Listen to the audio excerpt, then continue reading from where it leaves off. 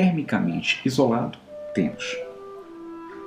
Quando faz somar a quantidade de calor recebido mais a quantidade de calor cedido, ele é nulo. A quantidade de calor se conserva. Vimos isso mais especificadamente em sala de aula. Bom, aqui mostramos uma tabela de algumas substâncias, das capacidades térmicas e dos calores específicos respectivos dessas substâncias.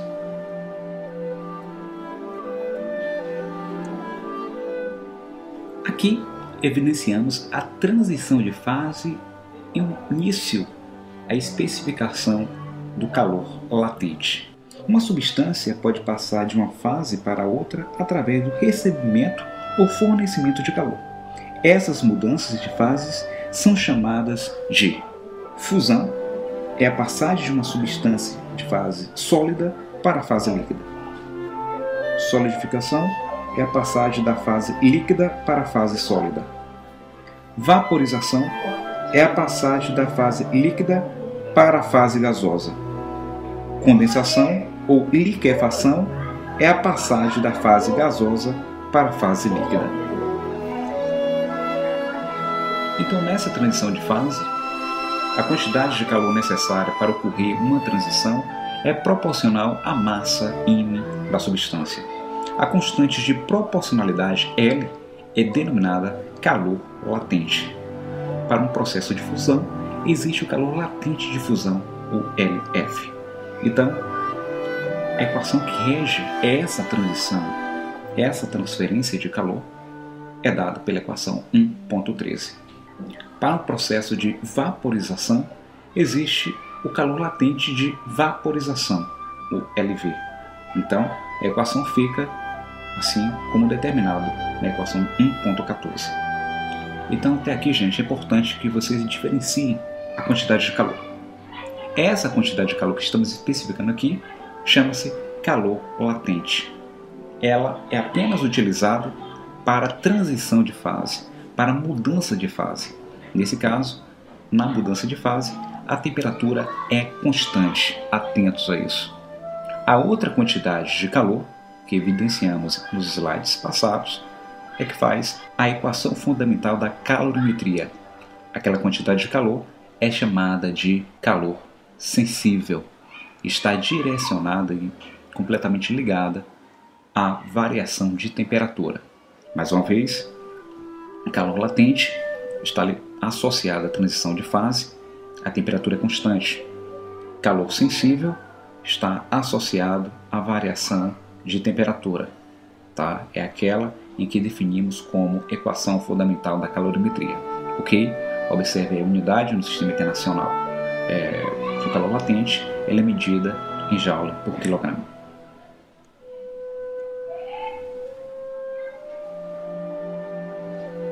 Nesta parte, evidenciamos a transferência de energia térmica, né? O calor flui das superfícies quentes para as frias.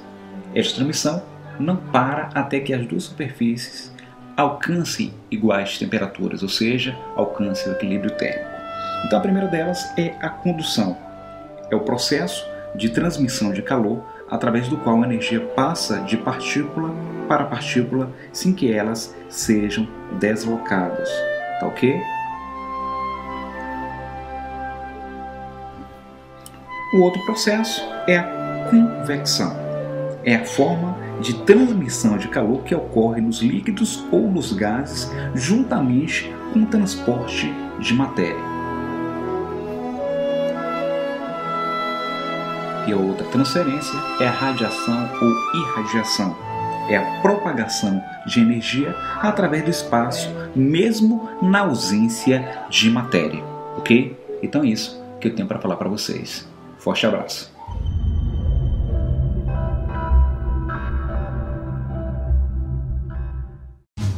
Olá, galerinha. Agora eu entendi. Temos aí a questão 22 da lista de vocês. Um estudante de física experimental fornece calor a um certo corpo inicialmente a temperatura de 10 graus Celsius. Ele constrói o gráfico indicado a seguir, onde, no eixo vertical, registra as quantidades de calor cedidas ao corpo, enquanto no eixo horizontal vai registrando a temperatura do corpo. Consideremos agora um outro corpo com o dobro da massa do primeiro, feito da mesma substância e também inicialmente a 10 graus Celsius. Com base no gráfico, podemos dizer que fornecendo uma quantidade de calor igual a 120 calorias a esse outro corpo, sua temperatura final será de. Propondo uma solução para esse problema, temos aí a aplicação da equação fundamental da calorimetria em duas partes. Primeiro, aplicada ao corpo de massa M. Apenas iremos substituir os valores obtidos do gráfico. Observe que a quantidade de calor é 80 cal e a variação de temperatura é de 10 graus Celsius a 30 graus Celsius. Observe que a massa e o calor específico não são fornecidos pelo problema.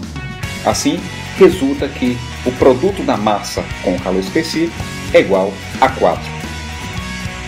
Aplicando novamente a equação fundamental da calorimetria para o corpo de massa M' igual a 2m, temos, observe que o M' é o dobro da massa do primeiro corpo.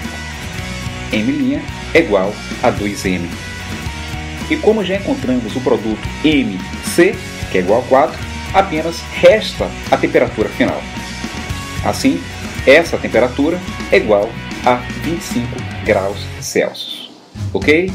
Então agora tentaremos resolver a questão 24, lá ele, da lista de exercícios. Uma batata de 100 gramas sai direto da geladeira, no caso temperatura interna de 6 graus Celsius, para dentro de uma panela com 238 gramas de água. O calor específico, 1 cal por grau Celsius, a 50 graus Celsius. Depois de algum tempo, quando o equilíbrio térmico é atingido, a temperatura da batata é 40 graus Celsius. Desprezando a troca de calor com o ambiente, pode-se afirmar corretamente que o calor específico da batata é em cal por grau Celsius igual a. Propondo uma solução para esse problema, temos aí duas partes, né? A batata e a água. Separamos os valores para cada item e utilizaremos, após isso, a lei que fundamenta a calorimetria, ou seja, a equação fundamental da calorimetria, tá certo? Mas, como temos a batata e temos a água, utilizaremos, antes disso, a lei da conservação da quantidade de calor, ou seja, a somatória da quantidade de calor é igual a zero. Então, temos a quantidade de calor da batata e a quantidade de calor da água. Substituindo os valores, assim o calor específico da batata é igual a 0,7 cal por graus Celsius, onde a temperatura final é a temperatura de equilíbrio térmico. Ok? Forte abraço!